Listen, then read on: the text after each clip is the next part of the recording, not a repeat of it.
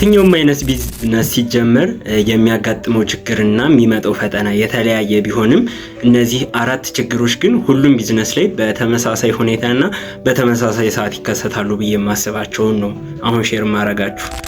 እነዚህን 4 ችግሮች በ4 ክፍልና መፍትሄያቸው ላይ በደንብ እናወራለን።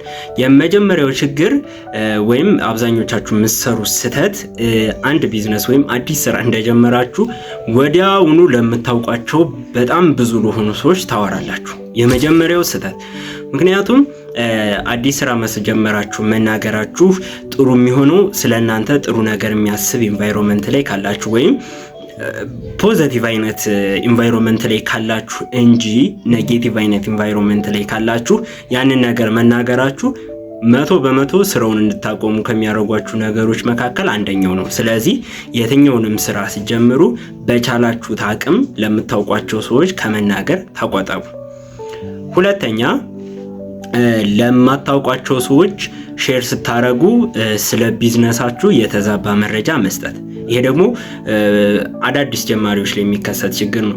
በቅድሚያ ለሰው የቢዝነስ መረጃ ሼር ከማድረጋችሁ በፊት ትንሽ ነገር ማወቅ፣ ማንበብ፣ ማጥናት፣ መከታተል፣ ስለ ስራው ምን ይፈልጋል፣ እዚህ ስራ ላይ ምን አይነት ሰው ይሳካለታል፣ እኔስ እዚህ ስራ ላይ ምን አይቼን የገባው ሰዎችን ለምን ኢንቫይት አደርጋለሁ የሚለውን ነገር በደንብ መከታተልና ሌላም ሰርቪስ የምትሰጡ ከሆነ ይሄን ሰርቪስ ሰጥ ክላይንት ምን ይጠቀማል የሚለውን አንደርስታንዲንግ በተቻለ አቅም በደንብ ሊኖራችሁ ይገባል። ሶስተኛውና መሰረታዊ እንዲሁም ዋነኛ ብዬ ከማስባቸው ነገሮች ውስጥ ደግሞ ኢንቫይሮንመንትን መቀየር ነው። ምሳሌ አንድ ሰው ዲጂታል ማርኬቲንግ ላይ መስራት ቢፈልግ በቅድሚያ መቀየር ያለበት ኢንቫይሮንመንቱን ነው። እንደዚህ አይነት ስራ ላይ ከተሰማሩ ሰዎች ጋር በቻለው አቅም በአካልም በኦንላይንም መገናኘት፣ ኢቨንቶችን መካፈል፣ ስልጠናዎችን መውሰድ፣ በቃ ለስራው አስፈላጊ ተብሎ የሚዘጋጁ ፕሮግራሞችን በሙሉ ከቻለ በሙሉ መሳተፍ።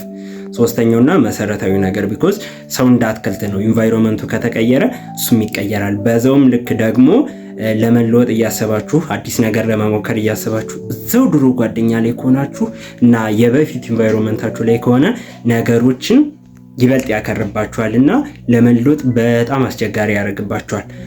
አራተኛው ነገር ደግሞ ለብቻችሁ መሆን አትፍሩ። የምንድን ነው? አዲስ ነገር ስትጀምሩ የትኛውም ሰው የእናንተ ሀሳብ አይገባውም። የትኛውም ሰው ከእናንተ ጋር አይቆምም። የትኛውም ሰው ኢቭን ውጤት ከሌላችሁ በጭራሽ ይሄ ቤተሰብ ምናምን ጓደኛ አይዞህ በርቺ በርታ ምናምን ጭራሽ ስለማይታሰብ ለሚመጡት ነገሮች ለብቻችሁ ኃላፊነት ለመውሰድ መጀመሪያ ተዘጋጁ። የሚመጣውን ነገር በቃ ይሄ የኔ ቢዝነስ ነው እኔ ኃላፊነት ወስዳለሁ የሚለው ሜንታሊቲ የግዴታ መያዝ አለባችሁ ማለት ነው። የለውጥ እርምጃ ስትጀምሩ የምትሰሯቸው በጣም ትልቅ ስህተት ውስጥ አንደኛው በፊት ልምዳችሁ አዲስ ውጤት መጠበቅ ጭራሽ አይታሰብም። ስለዚህ የሆነ ነገር መቀየር ስትፈልጉ እዛ ነገር ላይ በፊት ተሰሩበት የነበረውን አሰራር በፊት የነበራችሁን ልምድ 100% ሽፍት ስታደርጉት ነው 100% የተቀየረ ውጤት የሚመጣ። ስለዚህ ቅድሚያ ልምዱ ላይ አተኩሩ።